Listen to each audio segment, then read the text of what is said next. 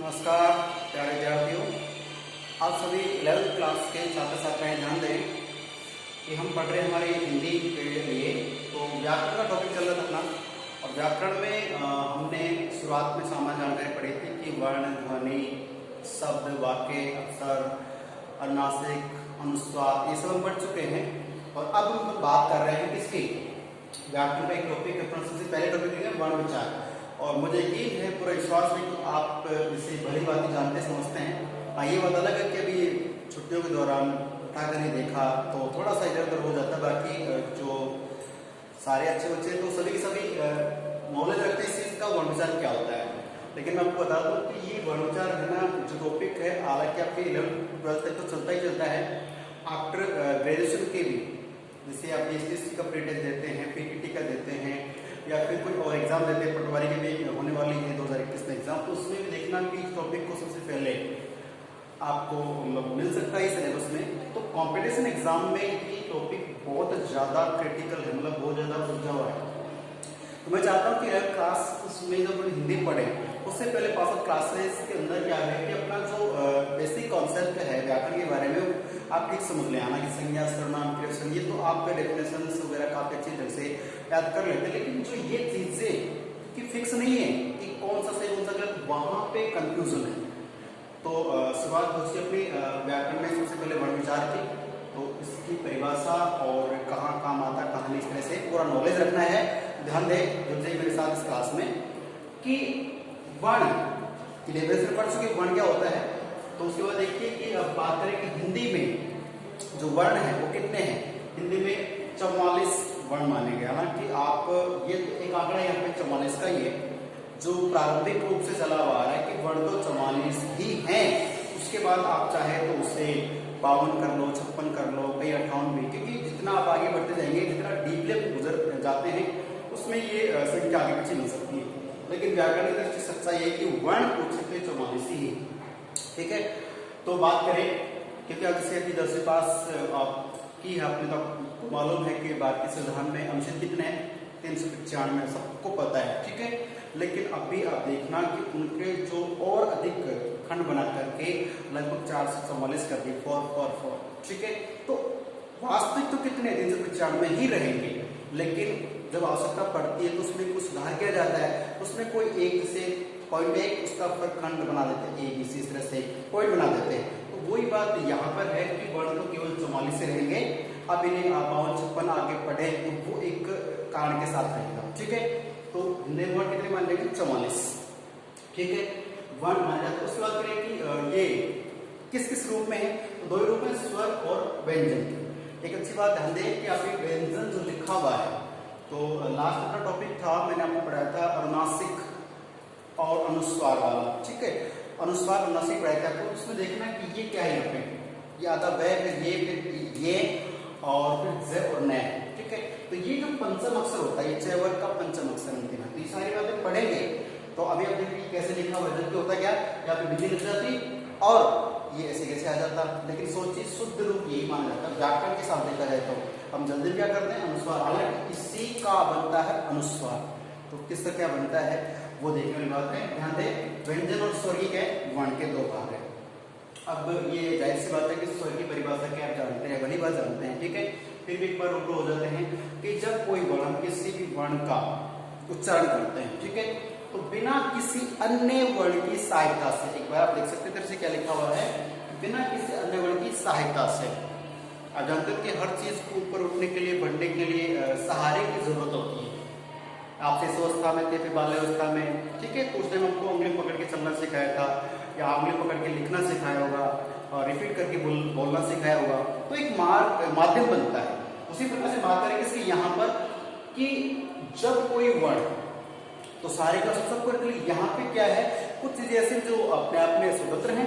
तो कहते हैं कि जब कोई वर्ण, कोई ध्वनि क्या करते, बिना किसी अन्य वर्ण की सहायता के, मैंने परिभाषा थोड़ा सा घुमा रखा है, लेकिन आप सीधा सीधा समझे कि जब हम किसी वर्ण का उच्चारण करेंगे, बोलेंगे, तो बिना किसी दूसरे वर्ण की सहायता के, ठीक है, या फिर ऐसे बोलते कि बिना किसी अन्य वर्ण की सहायता के जो वर्ण बोला जाता है उसे क्या कहेंगे, स्वर कहेंगे। ठीक है, कि दूसरे की सहायता लेते नहीं, अपने आप शॉर्ट रूप से बोल देते हैं। इसको शॉर्ट में और लिखा है, जैसे मान लीजिए यहाँ पे मैंने लिख दिया आपके लिए कि मुख से, यहां से सोचना, मुख से उच्चरित, मुख से स्वेत, स्वेता का मतलब अपने आप। यूं कहें कि जो हमारी नाभि होती है, यहाँ से हवा के माध्यम से कोई भी ध्वनि बनती है और सीधी कपाल में टकराती है और फिर जीभ के माध्यम से, मुंह और नाक के माध्यम से वो बाहर निकलता है, साथ तो कुछ ध्वनि वर्ण बन के निकलता है।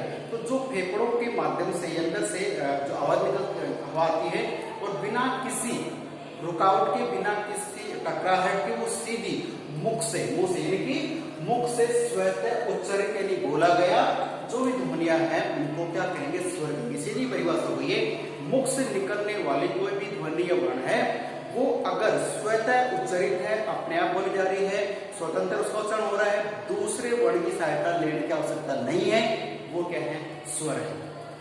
भाषा तो सीधी, लेकिन बस हम कंफ्यूज हो जाते हैं। तो स्वतः उच्चरित जो ध्वनि के वर्ण है वो क्या कहलाएगी, वो कहलाएगी स्वर। अब बात करें इसी के आधार पर व्यंजन की परिभाषा की, जब जिसमें तुलना आप साइंस पढ़ते हैं, सारणी बना के याद करते हैं, 10th क्लास में आपने देखा होगा, वही बात अभ्यास करेंगे, सारणी बना ले। तो स्वर क्या हो गया, जो स्वतः उच्चरित है, किसी दूसरी सहायता नहीं लेता है, स्वर हो गया। ठीक है सभी बात। अब बात करेंगे कि व्यंजन, थोड़ा सा यहाँ पे थोड़ा विलोम चल रहा है, इसलिए कि वे ध्वनियां, वे वर्ण जो स्वर की सहायता से, इनकी सहायता से कोई दूसरा वर्ड बोला जाएगा, क्या कहलाएगा, व्यंजन कहलाएगा। व्यंजनों को सहायता की आवश्यकता रहती है। ठीक है ना, आप इस उम्र में युवा हैं तो आप चलने फिरने में, कोई भी काम करने में अपने आप को असंबल मानते हैं कि मैं आराम से कार्य कर सकता हूँ, लेकिन एक अवस्था आती है जिसे हम बुढ़ापे के नाम से जानते हैं, वो लगभग सब में ही आती है, सब कोई बचता ही नहीं इस धरती पे। अगर जीवन सही चल रहा है तो बुढ़ापे तक पहुंचते, लेकिन आजकल आप जानते हो किस तरह का हमारा ये बीमारियां चल रही हैं, यूं कहें कि भागदौड़ में जिंदगी चल रही है। तो कहीं ना कहीं वैसे अगर समय से पहले रास्ता मोड़ लिया तो फिर बुढ़ापा देखने की अवस्था नहीं है, लेकिन जो बुढ़ापे की अवस्था होती है उस अवस्था में लकड़ी की सहारा लेते हैं या अपने किसी बेटे पोते का सहारा लेकर हम किसी स्थान तक पहुंच पाते हैं। तो सहारे की आवश्यकता पड़ती है। तो ध्यान दें, मेरा मतलब आपको सामाजिक नहीं पढ़ाना, मेरा मतलब है कि व्यंजन पढ़ने की बात कर रहा हूँ।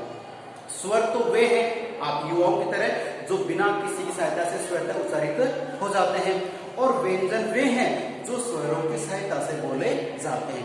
बस छोटी सी बात में इस बात को क्लियर कर सकते हैं। तो व्यंजनों का पोर्शन अलग से पढ़ेंगे, बहुत बड़ा पोर्शन है, और स्वर का पोर्शन अब यहाँ पे डेफिनेशन हो गई है। अब डेफिनेशन के बाद में क्या होता है कि स्वर हैं कितने, तो लगभग अलग अलग आप जगह गाइडों में, किताबों में देखेंगे तो कई संख्या मिलेगी, लेकिन जो प्रारंभिक व्याकरण है, शुरुआती दौर है, उसमें ये 11 है। मैंने लिखा भी यहाँ पे कि हिंदी में कुल 11, यहाँ पे एक आंकड़ा देखना, यहाँ पे लिखा हुआ 11 अंकों में लिख दिया, हिंदी में जानते 11 है, तो 11 ही स्वर माने गए हैं। ठीक है, अब 11 स्वर माने जाते हैं, कौन कौन से हैं तो आप एक बार देख लीजिए। इस तरह से यहाँ पे लिखा है ए, आ, ई, उ, री। यहाँ थोड़ा सा फोकस रखना है, इस बिंदु पे अपन फोकस लोड कहेंगे। री, ए, आई, ओ, औ। उच्चारण हमारा ठीक होना चाहिए, थोड़ा ध्यान दें। और अब देखना इसमें उच्चारण पे हम और कुछ बात करेंगे, सीखेंगे। अब बात कर रहे हैं यहाँ पे कुछ नोट डाल दिया, नोट का मतलब होता है कॉपी में नोट डालता है, कुछ बात अलग है, ये ध्यान देना है। क्या ध्यान देना है, ये लिखा हमने री। ठीक है, री जो है संस्कृत में शुद्ध स्वर है। यहाँ पे एक टॉपिक डाले कि संस्कृत में शुद्ध स्वर है तत्सम शब्दों में, लेकिन हिंदी में आजकल जिसका प्रयोग किया जा रहा है, तो जो हिंदी व्याकरण के एक्सपर्ट्स होते हैं, साहित्य अकादमी से जुड़े हुए जो विद्वान लोग होते हैं, उन्होंने कहा, माना है कि ये जो री है इसका उच्चारण कैसे हो रहा है, इसका उच्चारण हो रहा है छोटी री के रूप में। कैसे हो रहा है, याद रखना, उसको अगर कैसे कर रहे हैं, जैसे ये वाला और ऐसे, इसको हम इसमें कर रहे हैं। अब देखने वाली बात ये है कि इस री को अगर ऐसे पढ़े तो ये क्या है, तो फिर व्यंजन हो गया, क्योंकि रे क्या है, व्यंजन है। ठीक है, और इसकी मात्रा लिखी हुई है री। पहले क्या रहा है, पहले ये व्यंजन है, तो मात्रा लगेगी, व्यंजन की मात्रा की तब बात होती है। अब सोचने वाली बात ये है कि अगर इसको हम स्वर में रखते हैं तो ये सारे स्वर तो क्या कहते हैं कि हम तो अपने आप में स्वतंत्र है, कंप्लीट हैं, हमें किसी दूसरे की सहायता की आवश्यकता नहीं बोलने में, लिखने में, तो फिर ये सारे स्वतंत्र है। और हिंदी में से मान लो अपने को ऋणी लिखना है ठीक है, ऋषि लिखना है तो होता क्या है, इससे का प्रयोग करते हैं, रेडी ऋषि इस तरह लिखते हैं। अब सोचने वाली बात यह है कि इसका उच्चारण किसमें जा रहा है, रे धन ई, ठीक है, तो रे पे मात्रा लग गई छोटी की। अब सोचने वाली कि इसमें व्यंजन है, व्यंजन पे मात्रा लग रही तब इसका उच्चारण हो रहा है, तो ये यहाँ पर क्या होगा अपने आप में, ये हो गया है कि इसमें हिंदी की शुद्धता नहीं रही है। तो ऐसे चलते हुए कुछ जो हिंदी व्याकरण के जो विद्वान लोग हैं उन्होंने माना है कि इस री को हिंदी व्याकरण से थोड़ा बाहर रखा जाए। हाँ, हिंदी में से स्वर न मान क्या करें कि जो हमारा संस्कृत व्याकरण है, संस्कृत उसमें इसको शुद्ध रूप से स्वर मान लिया गया है, उसके बहुत अधिक परिभाषा रूल्स नियम होंगे उसके आधार पे। तो फिर बात करें इसको, तो हम यहाँ पे नोट कर ले मैंने कि री है वो संस्कृत में शुद्ध स्वर है, वो हिंदी में अभी धीरे धीरे उसका चलन कम हो गया है। और अच्छा क्यों है ये मैं बता दी कि इसमें रे धन ई तब री बनता है, ठीक है। चलिए, तो रे क्या है, व्यंजन है, इसलिए व्यंजन स्वर मैं ही नहीं सकता, तो क्या होगा ये अपना थोड़ा सा अलग हो जाएगा। हाँ, अगर पूछा जाए कि है कितने, तो 11 ही मान लो, 11 कौन सा जोड़ेंगे, वो देखने की बात और है कि एक नया स्वर भी आ रहा है। आप जानते हो कि जैसे हमारा जन्म होता है तो जन्म के समय जो हमारे पास रुपए पैसा तो हम कमाते थोड़ी ना, लेकिन फिर भी रुपए पैसे आ जाते हैं। घर में बच्चे का जन्म होता है, कुछ लोग मामा नाना कुछ न कुछ देते हैं, फिर कपड़े आने शुरू हो जाते हैं, मिठाई आने शुरू हो जाती है, तो वो सब हमने ग्रहण किया है, लेकिन तो नहीं है। उसी प्रकार से ध्यान दें कि हिंदी व्याकरण में एक ऐसा स्वर है जो हमने ग्रहण कर लिया है, आवश्यकता है उसे मान लीजिए, ठीक है।